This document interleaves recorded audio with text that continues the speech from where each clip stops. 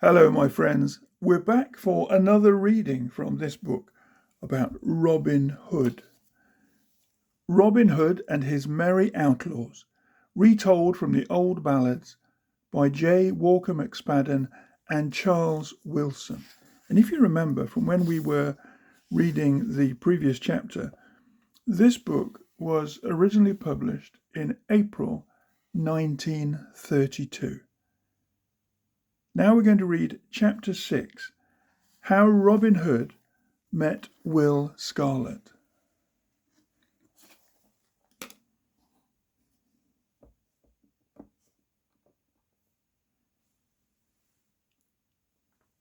The youngster was clothed in scarlet red, in scarlet fine and gay, and he did frisk it o'er the plain, and chanted a roundelay.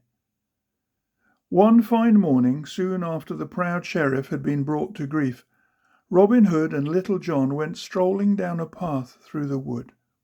It was not far from the footbridge where they had fought their memorable battle, and by common impulse they directed their steps to the brook to quench their thirst and rest them in the cool bushes. The morning gave promise of a hot day. The road even by the brook was dusty, so the cooling stream was very pleasing and grateful to their senses. On each side of them, beyond the dusty highway, stretched out broad fields of tender young corn. On the yon side of the fields uprose the sturdy oaks and beeches and ashes of the forest, while at their feet modest violets peeped out shyly and greeted the loiterers with an odour which made the heart glad. Over on the far side of the brook, in a tiny bay, floated 3 lily pads, and from amid some clover blossoms on the bank, an industrious bee rose with the hum of busy contentment. It was a day so brimful of quiet joy that the two friends lay flat on their backs, gazing up at the scurrying clouds, and neither caring to break the silence. Presently they heard someone coming up the road whistling gaily, as though he owned the whole world. And 'twas but made to whistle in. Anon he chanted a roundelay with a merry note. "By my troth, a gay bird," quoth Robin, raising up on his elbow. "Let us lie still, and trust that his purse is not as light as his heart."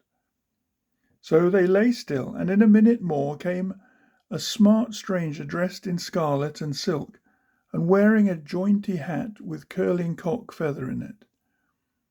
His whole costume was of scarlet, from the feather to the silk hosen on his legs. A goodly sword hung at his side, its scabbard all embossed with tilting knights and weeping ladies. His hair was long and yellow, and hung clustering about his shoulders for all the world like a schoolgirl's, and he bore himself with as mincing a gait as the pertest of them. Little John clucked his teeth drolly at this sight. "By my troth, a gay bird," he said, echoing the other's words, then added, "but not so bad a build for all his prettiness. Look you, those calves and thighs are well rounded and straight. The arms, for all that gold-wrought cloak, hang stoutly from full shoulders. I warrant you the fop can use his dainty sword right well on occasion." "Nay," retorted Robin, "he's naught but a lady's man from court. My longbow against a plugged shilling that he would run and bellow lustily at sight of a quarterstaff. Stay you behind this bush, and I will soon get some rare sport out of him. Belike his silk purse may contain more pennies than the law allows to one man in Sherwood or Barnesdale." So saying, Robin stepped forth briskly from the covert, and planted himself in the way of the scarlet stranger. The latter had walked so quickly that he was scarce come to their resting place, and now, on beholding Robin, he neither slackened nor quickened his pace, but sauntered idly straight ahead, looking to the right and to the left, with the finest air in the world, but never once at Robin. "Hold," quoth the outlaw, "what mean ye by running thus over a wayfarer rough-shod?" "Wherefore should I hold, good fellow?" said the stranger in a smooth voice, and looking at Robin for the first time. Because I bid you to, replied Robin. And who may you be? Asked the other as coolly as you please. What my name is matters not, said Robin, but know that I am a public tax-gatherer and equalizer of shillings. If your purse have more than just a number of shillings or pence, I must e'en lighten it somewhat, for there are many worthy people round these borders who have less than the just amount. Wherefore, sweet gentlemen, I pray you hand over your purse without more ado, that I may judge of its weight in proper fashion.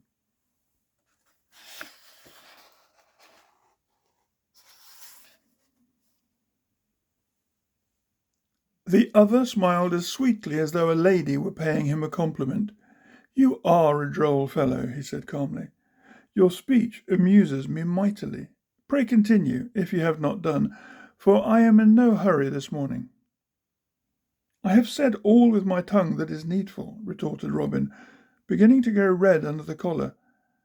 Nathless, I have other arguments which may not be so pleasing to your dainty skin.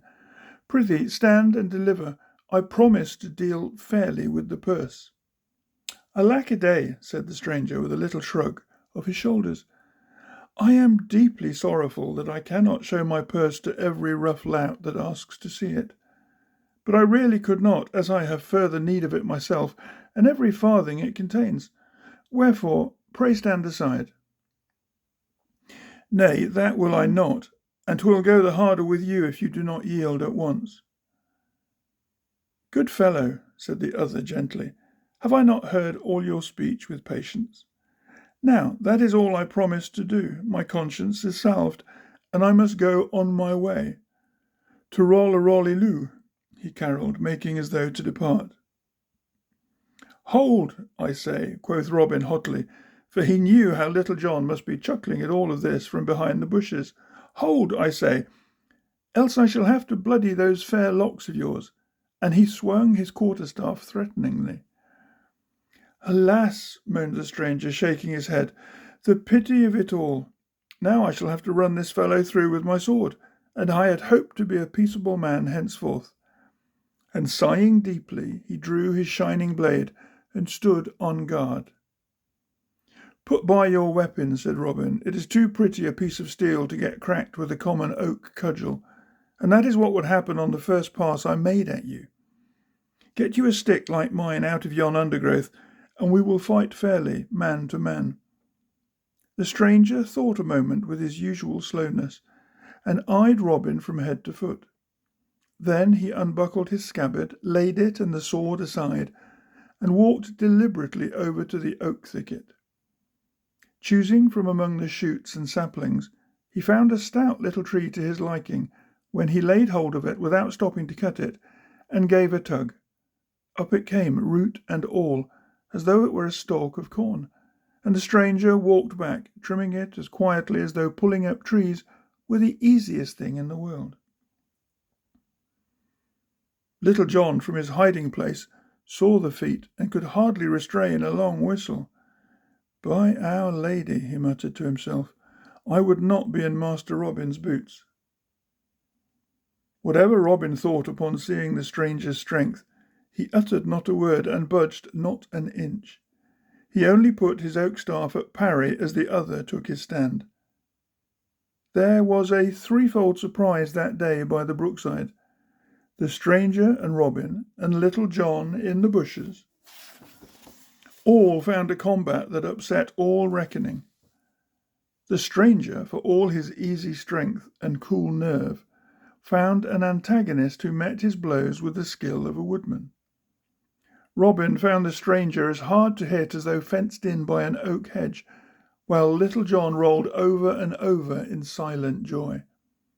Back and forth swayed the fighters, their cudgels pounding this way and that, knocking off splinters and bark, and threatening direst damage to bone and muscle and skin. Back and forth they pranced, kicking up a cloud of dust and gasping for fresh air.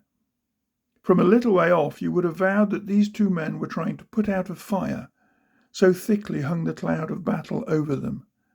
Thrice did Robin smite the Scarlet man, with such blows that a less stout fellow must have bowled over.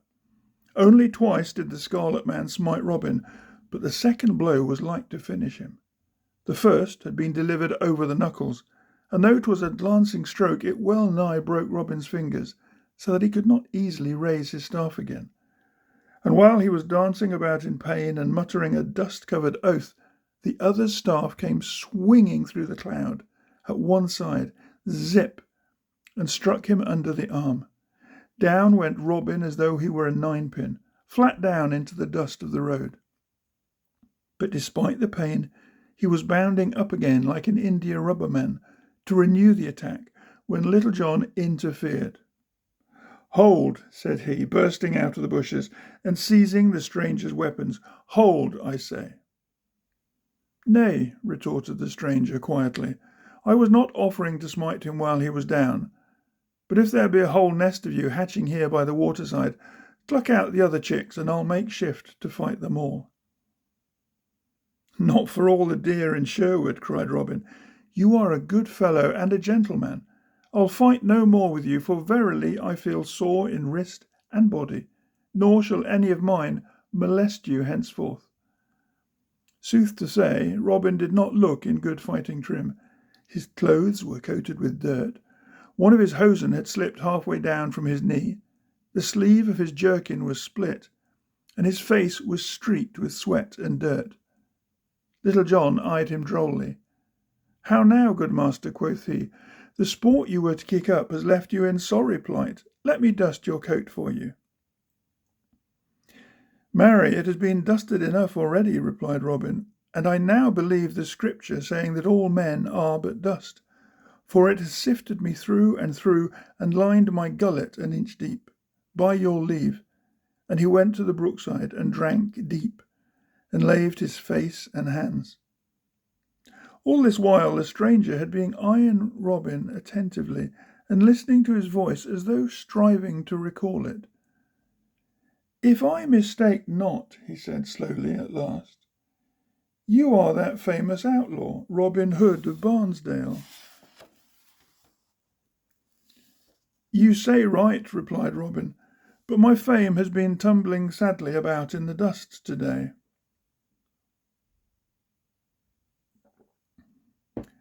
"Now, why did I not know you at once?" continued the stranger. "This battle need not have happened, for I came abroad to find you today, and thought to have remembered your face and speech. Know you not me, Rob, my lad? Hast ever been to Gamewell Lodge?" "Ha! Will Gamewell, my dear old chum, Will Gamewell," shouted Robin, throwing his arms about the other in sheer affection. "What an ass I was not to recognize you. But it's been years since we parted, and your gentle schooling has polished you off mightily." Will embraced his cousin no less heartily. "We are quits on not knowing kinsmen," he said, "for you have changed and strengthened much from the stripling with whom I used to run races in old Sherwood." "But why seek you me?" asked Robin. "You know I am an outlaw and dangerous company. And how left you mine uncle? And have you heard aught of late of Maid Marian?" "Your last question first," answered Will, laughing, "for I perceive that it lies nearest your heart. I saw Maid Marian not many weeks after the great shooting at Nottingham, when you won her the golden arrow. She prizes the bauble amongst her dearest possessions, though it has made her an enemy in the sheriff's proud daughter. Maid Marian bade me tell you, if I ever saw you, that she must return to Queen Eleanor's court, but she could never forget the happy days in the greenwood. As for the old squire, he is still hale and hearty, though rheumatic withal. He speaks of you as a sad young dog, but for all that is secretly proud of your skill at the bow and of the way you are pestering the sheriff, whom he likes not. 'Twas for my father's sake that I am now in the open, an outlaw like yourself. He has had a steward, a surly fellow enough, who, while I was away at school, boot-licked his way to favour until he lorded it over the whole house. Then he grew right saucy and impudent, but my father minded it not, deeming the fellow indispensable in managing the estate. But when I came back, it irked me sorely to see the fellow strut about as though he owned the place. He was sly enough with me at first, and would browbeat the squire only while I was out of earshot. It chanced one day, however, that I heard loud voices through an open window, and paused to hearken. That vile servant called my father a meddling old fool. "Fool and meddler art thou thyself, varlet," I shouted, springing through the window, "that for thy impudence." And in my heat I smote him a blow mightier than I had intended, for I have some strength in my arm. The fellow rolled over and never breathed afterward. I think I broke his neck or something the like. Then I knew that the sheriff would use this as a pretext to hound my father if I tarried, so I bade the squire farewell, and told him I would seek you in Sherwood. "Now, by my halidom," said Robin Hood, "for a man escaping the law, you took it about as coolly as one could wish. To see you come trooping along, decked out in all your gay plumage, and trolling forth a roundelay, one would think you had not a care in the world. Indeed, I remarked to Little John here that I hoped your purse was not as light as your heart." "Belike you meant head," laughed Will. "And is this Little John the Great? Shake hands with me, and you will, and promise me to cross a staff with me in friendly bout some day in the forest." "That will I," quoth Little John heartily. "Here's my hand on it. What is your last name again, say you?" "'Tis to be changed," interposed Robin. "Then shall the men armed with warrants go hang for all of us. Let me bethink myself. Ah, I have it. In Scarlet he came to us, and that shall be his name henceforth. Welcome to the greenwood, Will Scarlet." "Aye, welcome, Will Scarlet," said Little John, and they all clasped hands again, and swore to be true each to the other, and to Robin Hood's men in Sherwood Forest. What a great story. Will Scarlet, an old friend of Robin, they meet and have a fight, and Robin is bested by Will Scarlet, and he joins the outlaws.